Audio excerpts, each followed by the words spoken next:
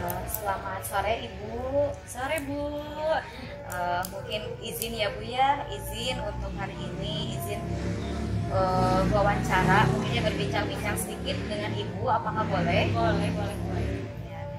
Mungkin ini sebelum bincang-bincang, boleh Ibu terlebih dahulu memperkenalkan. Baik, bismillahirrahmanirrahim. Assalamualaikum warahmatullahi wabarakatuh. Perkenalkan, nama saya Husna Arifah. Saya saat ini mengemban amanah sebagai Kepala Sekolah di SD Laboratorium UPI Kampus Tasikmalaya. Terima kasih. Iya, baik Ibu. Sedikit ya Bu ya, izin bertanya juga. Kebetulan saya diberikan tugas untuk menggali informasi dari Ibu sebagai kepala sekolah dalam hal pengambilan keputusan. Mungkin yang pertama yang ingin saya tanyakan, selama ini bagaimana Ibu ketika mengidentifikasi kasus-kasus dilema etika atau bujukan moral? Baik, izin menjawab ya Bu ya. Ini sharing saja.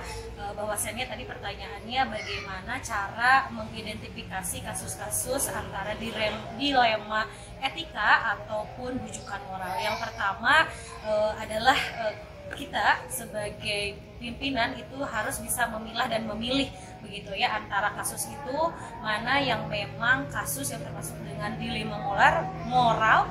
Maaf, di mana situasi ini dilema moral ini adalah situasi yang kita itu benar-benar memiliki tantangan khusus dalam mengambil keputusan gitu, karena memang masalahnya atau kasusnya itu kedua-duanya benar gitu, dalam posisi yang benar. Sedangkan ketika bujukan moral itu kita dihadapkan dalam situasi yang memang ada benar dan ada salah, sehingga kita harus siap dan harus bisa memutuskan suatu keputusan.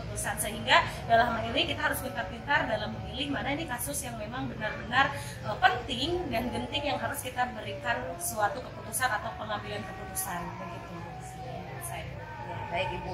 Berarti kan tadi harus bisa memilah dan memilih ya Bu ya. Betul. Nah, ini untuk selanjutnya bagaimana nih Ibu ketika menjalankan pengambilan keputusan di sekolah gitu, terutama untuk kasus-kasus yang Ibu sebutkan ketika dilema etika. Ya, betul. Baik, sejauh ini ketika sudah bisa memilah mana sih gitu ya, meskipun dalam pelaksanaan masih jauh ya dan masih banyak kekurangan. Yang pertama adalah kita harus mengenali kasus tersebut gitu ya.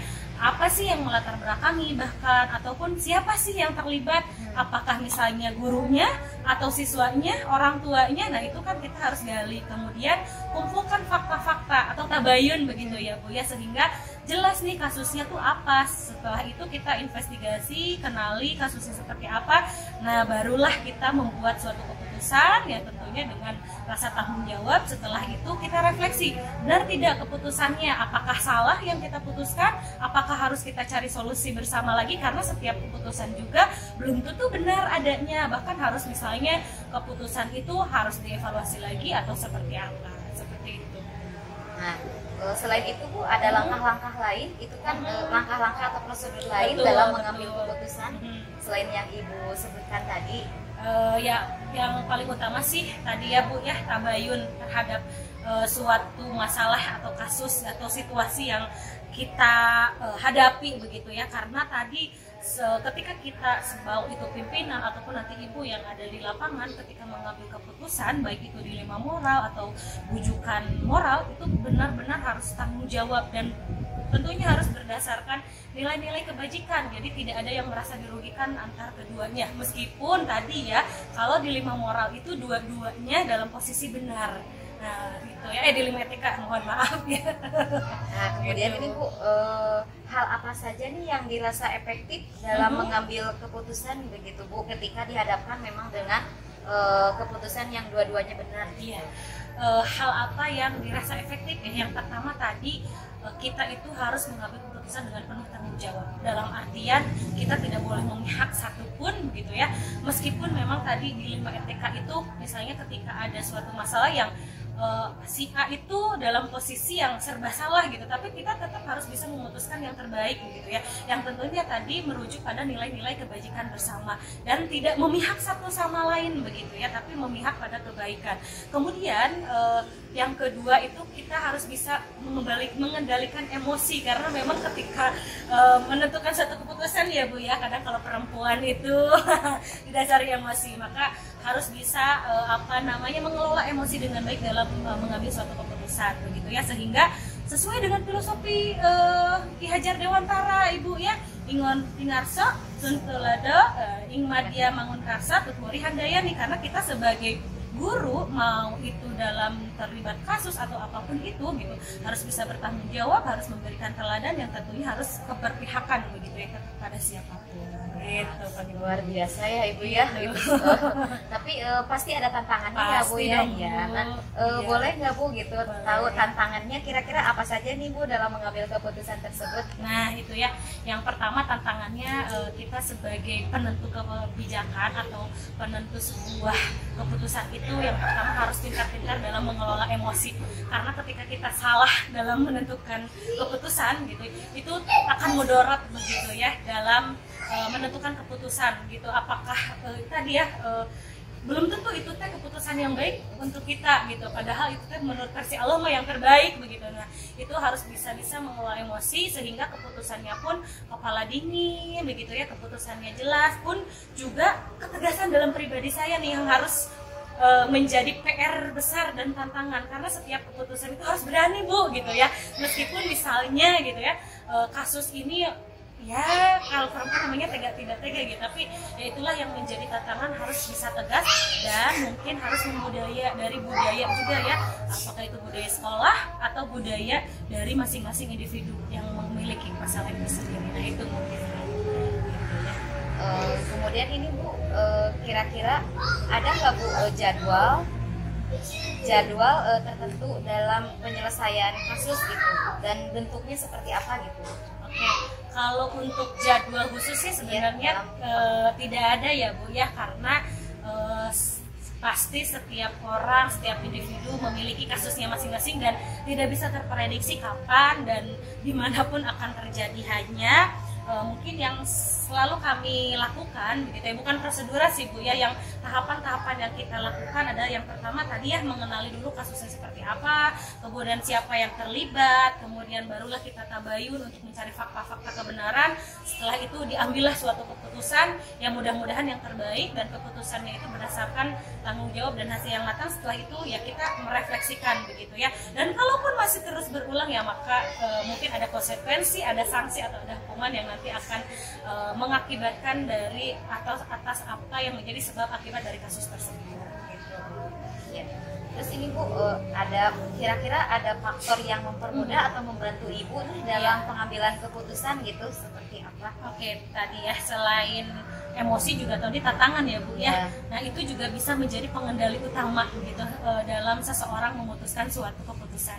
Karena ketika emosinya baik, stabil, maka keputusan pun akan baik pula begitu ya, dan akan berdampak gitu. Kemudian selain itu ada keberpihakan atau pihak lain, pihak lain yang terlibat untuk menjadi penengah begitu ya dalam melakukan atau menyelesaikan kasus ini, sehingga bukan hanya aklamasi dari saya pribadi untuk menentukan suatu keputusan, tapi ada saran sumbangsi lain dari rekan-rekan seperti wakil kepala sekolah mungkin begitu ya, kemudian dari itu bidang kurikulum ataupun kesiswaan yang membantu memberikan solusi-solusi membangun untuk kasus yang terjadi.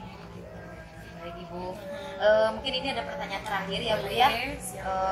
Kira-kira nih ada pelajaran apa nih yang dapat Ibu ambil, terutama yang bisa dijadikan pengalaman Ibu dalam pengambilan keputusan ini? Baik, pembelajaran yang sangat menarik dan yang bisa diambil dalam pembelajaran mengambil keputusan ini, yang pertama adalah kita sebagai penentu ya keputusan itu harus yang pertama memiliki emosional yang stabil, yang kedua adalah kita harus bisa mempertanggungjawabkan atas apa yang sudah kita putuskan begitu ya Bu ya. Kemudian yang ketiga adalah kita harus mengambil keputusan dengan nilai-nilai yang bajik begitu ya, mengambil kebijakan yang wajib. Nah seperti itu. Jadi bukan kebijakan yang memang menguntungkan diri saya pribadi seperti itu. Sehingga ketika misalnya kita sudah bisa menentukan, maka kita intinya setidaknya sudah memberikan suatu kebijakan untuk orang lain atau kebijaksanaan untuk orang lain. Dan mudah-mudahan dalam pelaksanaannya pun ya kita semua setelah mempelajari atau melakukan pengambilan keputusan ini dengan penuh tanggung jawab bisa mengimplementasikannya dan juga tadi lebih bijak dalam menentukan kebijakan. Luar biasa ya Ibu ya, pasti dalam pengambilan keputusan banyak ini ya Ibu ya, banyak tantangannya, kesulitannya gitu ya. Terima kasih Ibu atas waktunya, hatur nuhun pisan, mudah-mudahan Ibu sehat. Terima kasih Ibu. Wassalamualaikum. Waalaikumsalam warahmatullahi wabarakatuh.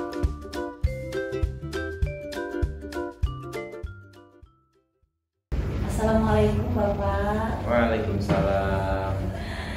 Kabarnya bagaimana Pak? Alhamdulillah. Iya Pak, sebelumnya mohon maaf kami datang ke sini mungkin ingin memberikan beberapa pertanyaan saya terkait dengan bagaimana Bapak mengambil keputusan dalam suatu masalah di sekolah, mengambil keputusan di sekolah. Mohon izin mungkin kami ingin berbagi lah, gitu ya. Dengan Bapak, apakah ada ilmu saya ambil nanti? Tapi mohon izin Pak minta perkenalan dulu. Oh iya boleh.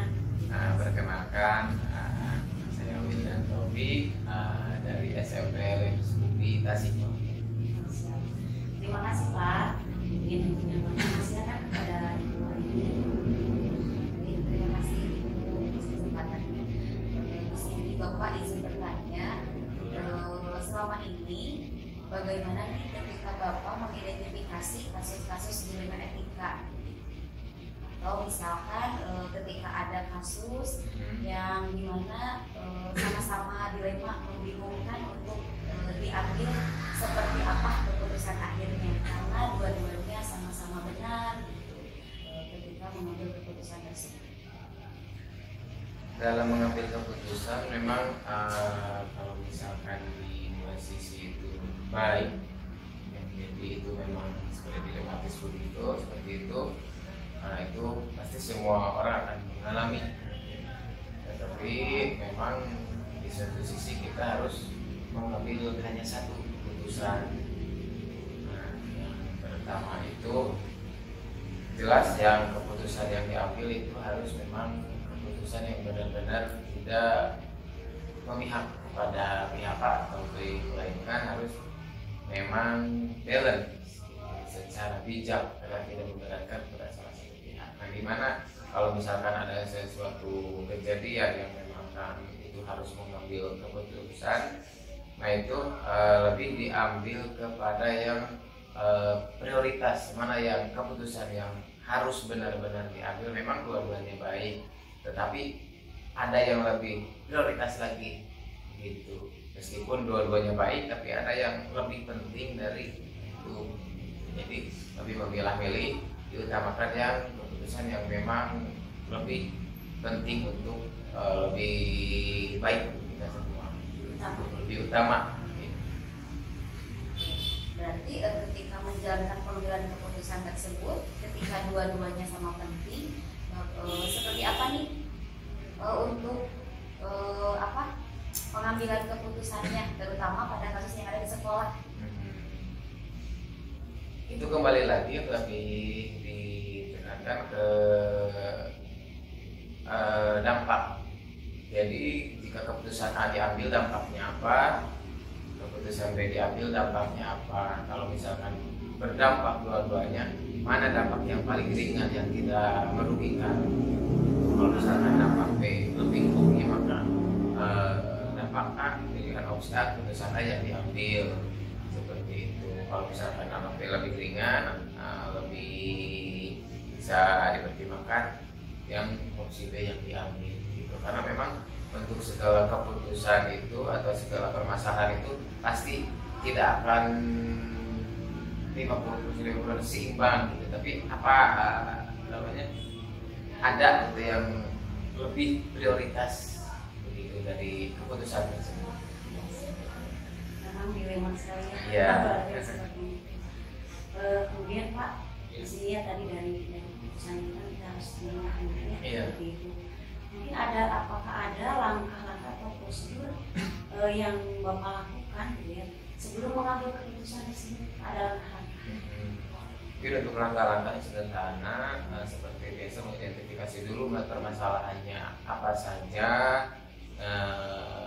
yang ditimbulkan dari permasalahan tersebut, itu mengidentifikasi lagi bagaimana cara penyelesaian masalahnya, karena kita selaku pemimpin ya harus mengenali dulu akar permasalahannya, inti dari mana ini mulai permasalahan tersebut, sehingga dapat disimpulkan di akhir bahwa keputusannya pemecahan masalahnya juga jelas gitu.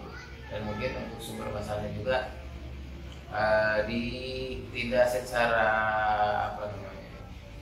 jadi berbagai sumber diidentifikasi lagi, dicari sumbernya, sehingga di akhir bisa menyimpulkan untuk membuat sebuah keputusan. Tadi diidentifikasi dulu sebuah masalahnya, ya. Baru nanti setelah itu kan ada tahap-tahapan tadi ya Pak ya, sudah secara sederhana apa ada hal saja gitu ya, tapi yang lebih efektif Pak, yang lebih efektif dalam pengambilan keputusan ketika dihadapkan dengan dilema etika yang seperti yang tadi benar-benar ada yang efektif yang tidak seperti itu yang lebih cepat itu mungkin langsung ke permasalahannya, jadi langsung ke faktanya. Secara aturan kan secara ini berbeda-beda, tapi secara realnya kan memang selalu tidak sama dengan aturan ya. Kalau untuk masalah dari aturan lebih ke realnya, jadi realnya iya, jadi ke di situ juga memang lebih mempertimbangkan lagi, juga lebih ke prioritas lagi sih sebenarnya. Itu memang sama-sama berat, tapi karena memang permasalahan itu tidak bisa diputuskan dua gitu kan, hanya satu keputusan, maka dari itu mau tidak mau, selama itu tidak merugikan salah satu pihak atau instansi terkait, memang harus satu gitu. Jadi lebih ke mengedepankan prioritas yang minim resikonya. Iya. Nah itu Pak, ketika dalam pengambilan keputusan tentunya pasti ada yang namanya tantangan gitu ya. Yeah. Nah tantangan dalam mengambil keputusan itu nih seperti apa nih tantangan yang Bapak rasakan gitu, ketika dalam pengambilan keputusan tersebut? Dalam tantangannya itu yang mana yang saya rasakan itu di dua sisi ada harus memutuskan di mana ada dua agenda penting itu yang memang sama-sama penting, agenda A dan agenda B yang waktunya sama-sama penting, sehingga kalau misalkan ditinggalkan salah satu akan berdampak kepada sekolah contohnya. Nah itu untuk keputusan itu memang yang saya rasakan memang berat, dilematis yang begitu. Tapi kembali lagi dari dampak jangka panjang, apakah kalau misalkan agenda A tidak mengikuti dulu atau bisa diwakilkan atau tidak, yang A juga bisa diwakilkan atau tidak. Kalau misalkan sekiranya tidak bisa diwakilkan, mungkin memilih opsi A. Kalau misalkan yang B bisa diwakilkan, sementara untuk dampak ke depannya, dampak jangka panjangnya masih bisa atau masih ada waktu untuk menyusul, istilahnya untuk menyusul di kemudian hari, mungkin itu opsinya. Jadi lebih ke jangka panjang dampaknya, itu lebih yang urgent yang mana gitu. Tantangannya pasti sangat berat. Sangat berat untuk tantangannya. Baik Pak, apakah Bapak punya jadwal gitu ya jadwal tertentu dalam penyelesaian kasus, jika ada gitu seperti apa jadwal penyelesaian kasus?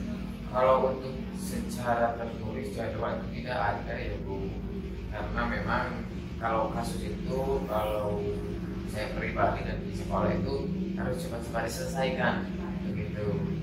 Jika ada waktu luang dan memang tidak ada kegiatan lain, ya kenapa dinantikan gitu di apa namanya di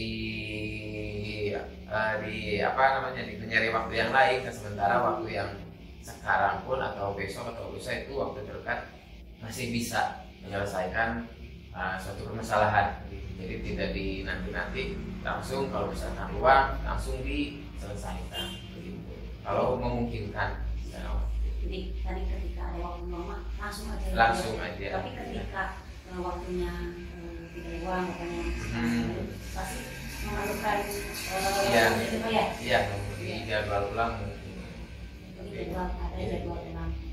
Ada. Kalau misalkan di suatu ketika sedang ada tugas atau apa, mungkin untuk kedepannya diagendakan gitu. Tapi secara tertulis tidak. Kemudian ini Pak, untuk faktor yang mempermudah atau membantu Bapak ketika dalam mengambil keputusan, ada? Kalau faktor itu banyak sebetulnya. Kalau di sekolah itu daripada guru-guru juga masukan, sharing, termasuk dengan pihak-pihak yang lain yang memang lebih kompeten gitu ya, untuk suatu keputusan itu banyak faktor-faktornya. Karena memang hasil keputusan kan harus mengangkat ya kesepakatan bersama. Sementara untuk guru-guru yang lain itu kan mempunyai informasi yang berbeda. Sedangkan kalau misalkan satu sumber itu informasi itu kan akan mengerucut sedikit, kecuali kita untuk kalau untuk sama-sama kan berbagai informasi itu berdatangan sehingga dikumpulkan lagi informasi tersebut sehingga menimbulkan keputusan yang bijak. Kemudian ini mungkin terakhir ya dari kami, pertanyaan terakhir dari kami, ketika pengambilan keputusan tentunya pasti ada suatu hikmah atau pelajaran ya Pak ya. Nah ini pelajaran apa nih yang bisa Bapak ambil dari setiap keputusan? Untuk pembelajaran sendiri dalam mengambil keputusan itu tidak bisa instan ya, apalagi untuk sepihak. Memutuskan sepihak itu tidak boleh karena memang itu akan merugikan pihak lain. Sementara kita bekerja di sini, kita mengajar di sini, menunjukkan suara itu tidak sendiri, membutuhkan orang lain, relasi-relasi yang lain, sehingga untuk sebuah keputusan itu harus dimusyawarahkan dulu.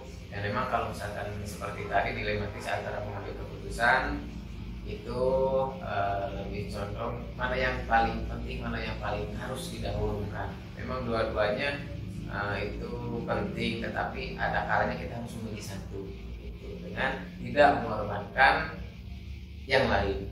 Gitu. Ya, tapi pembelajarannya sangat banyak sekali ya Pak ya, di sini dari kerjasama ya Pak ya. Jadi keputusan tidak mentang-mentang pemimpin tapi harus memutuskan sendiri gitu ya Pak ya, kerjasama. Mana yang lebih penting? Nah, iya. Ya mungkin terima kasih ya Pak ya atas kita berbaginya tentang sharing gitu ya tentang mengambil keputusan seperti apa. Mudah-mudahan bermanfaat bagi kami. Amin. Terima kasih ya Pak ya atas waktunya. Iya. Assalamualaikum.